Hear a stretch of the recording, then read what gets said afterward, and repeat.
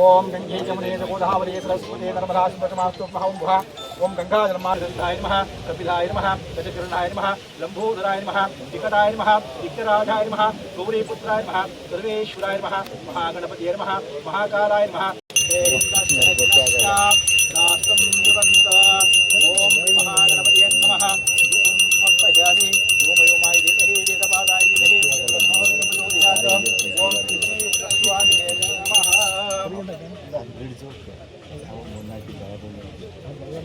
स्वामी सदाशिवमूर्ति नमः श्री विघ्नेश्वर स्वामी नमः मंगल हराय नमस्ते ओम विघ्नेश्वर स्वामी नमः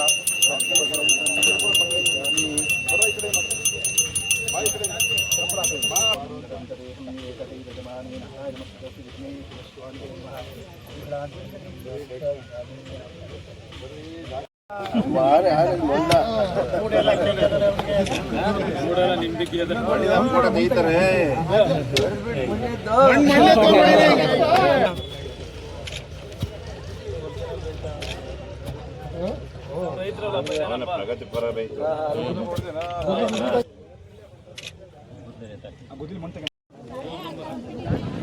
ಸುಮಾರು 40 ವರ್ಷಗಳ ಒಂದು ಪ್ರಯತ್ನ ನಮ್ಮ ತಂದೆಯವರ ಕಾಲದ ನಂತರದಿಂದ ಹಿಡಿದು ಇವತ್ತುವರೆಗೆ ಚನ್ನನಕೆರೆ ಗ್ರಾಮಕ್ಕೆ ನೀರು ಕೊಡಬೇಕು ಅಂತ ಹೇಳಿ ಅವತ್ತು ಸನ್ಮಾನ್ಯ ದೇವೇಗೌಡರು ಮುಖ್ಯಮಂತ್ರಿಗಳ ಸರಿಂದ ಇದುವರೆಗೆ ಈ ಲಿಂಕ್ ಕೆನಾಲ್ ಪ್ರಾರಂಭ ಆದ ದಿವಸದಿಂದ ಇದುವರೆಗೆ ಜೆ.ಎಚ್. ಪಟೇಲ್ರು ಸಹ ಇಲ್ಲಿಗೆ ಬಂದು ಸಭೆ ಮಾಡಿ ಮಾತು ಕೊಟ್ಟು ಹೋದಂಥ ಇದು ದಿನಗಳು ಸಹ ಜ್ಞಾಪಿಸ್ಕೊತಾ ಭಾಳ ಅವಿರತವಾದಂಥ ಒಂದು ಪ್ರಯತ್ನ ಈ ಕೆರೆಗೆ ಕಟ್ಟೆಗೆ ನೀರು ಕೊಡಬೇಕು. ಕುಡಿ ನೀರಿಗೂ ಇಲ್ಲದಂಥ ಊರು ಇದು. ನಾವು ಯಲಚಕ್ನಳ್ಳಿ ಮತ್ತು ಇನ್ನಿತರ ಗ್ರಾಮಗಳಿಗೆ ಕೊಟ್ಟಂಥ ಸಮಯದಲ್ಲಿ ಒಂದು 7 ಕೆರೆಗೆ ನೀರು ಕೊಟ್ಟು ಅದರಲ್ಲಿ ಕೊನೆಯ ಭಾಗದ ಇರ್ತಕ್ಕಂಥ ಆಲ್ಗೂಡು ಕೆರೆಗೆ ಮತ್ತು ಆಲ್ಗೂಡು ಕೆರೆಗೆ ಫ್ಲೋಯಿಂಗಲ್ಲಿ ನೀರು ಕೊಟ್ಟಿದ್ದು. ಇಲ್ಲಿಗೆ ಚನ್ನನಕೆರೆಗೆ ಯಾವುದೇ ಇದರಲ್ಲೂ ನಾವು ಮಾಡಲಿಕ್ಕಾಗಿರೋದಿಲ್ಲ. ಕಾರಣ ಅಂದು ಅಷ್ಟೇ, ಇದು ಎತ್ತರವಾದ ಸ್ಥಳ.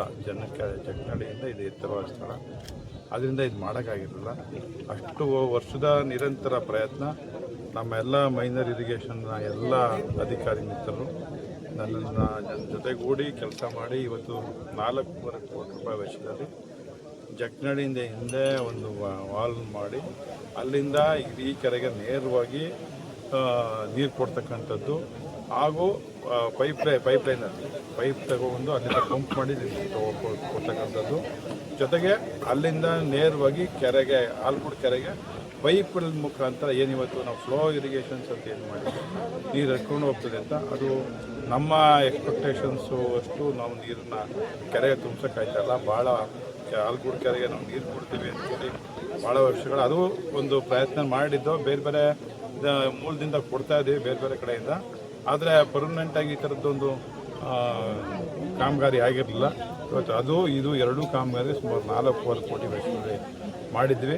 ಈ ಜೊತೆಗೆ TM ಹೊಸೂರಿನಲ್ಲಿ ನಮ್ಮ ತಂದೆಯವ್ರ ಕಾಲದಲ್ಲಿ ಒಂದು ಹಾಸ್ಪಿಟ್ಲ್ ಇತ್ತು.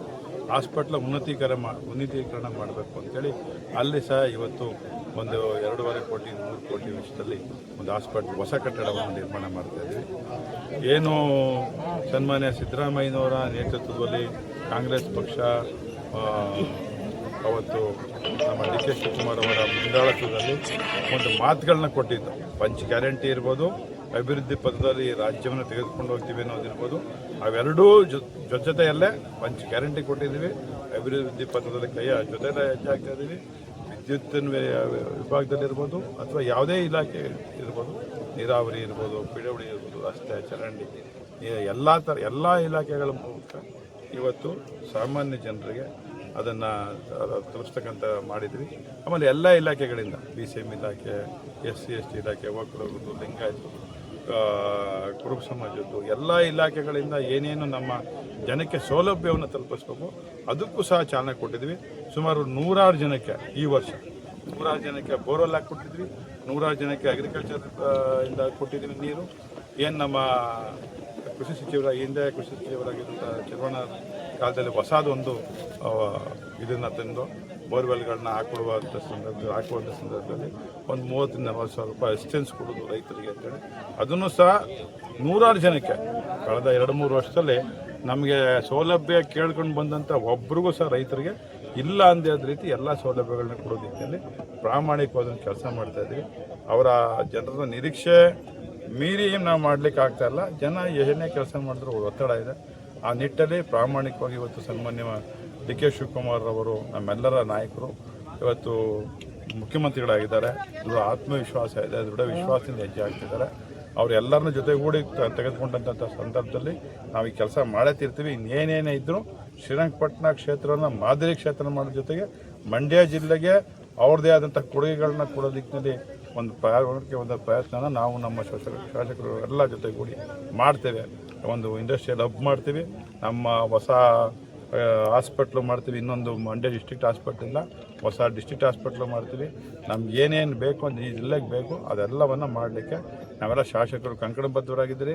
ಡಿ ಕೆ ಶಿವಕುಮಾರ್ ಸಾಹೇಬರು ಮುಖ್ಯಮಂತ್ರಿ ಇದ್ದಾರೆ, ಅವರು ನಮಗೆ ಭರವಸೆ ಕೊಟ್ಟಿದ್ದಾರೆ. ನಾವು ಕೆಲಸ ಮಾಡೇ ತೀರ್ತೀನಿ ಅಂತ ನಾವು ನಿಮ್ಮೆಲ್ಲರ ಪರವಾಗಿ ಇವತ್ತು ನಾನು ನಿಮ್ಮ ಮೂಲಕ ಅವ್ರಿಗೆ ಕೃತಜ್ಞತೆಯನ್ನು ಸಲ್ಲಿಸ್ತೇನೆ. ಇದಕ್ಕೆ ನಮಗೆ ನಮ್ಮ ಬ್ಯಾಕ್ ಬೋನ್ ಆಗಿ ಕೆಲಸ ಮಾಡ್ತಿರ್ತಕ್ಕಂಥ ಸಿದ್ದರಾಮಯ್ಯ ಸಾಹೇಬರಿಗೂ ಸಹ ನಾನು ಕೃತಜ್ಞತೆ ಅರ್ಪಿಸ್ತೇನೆ.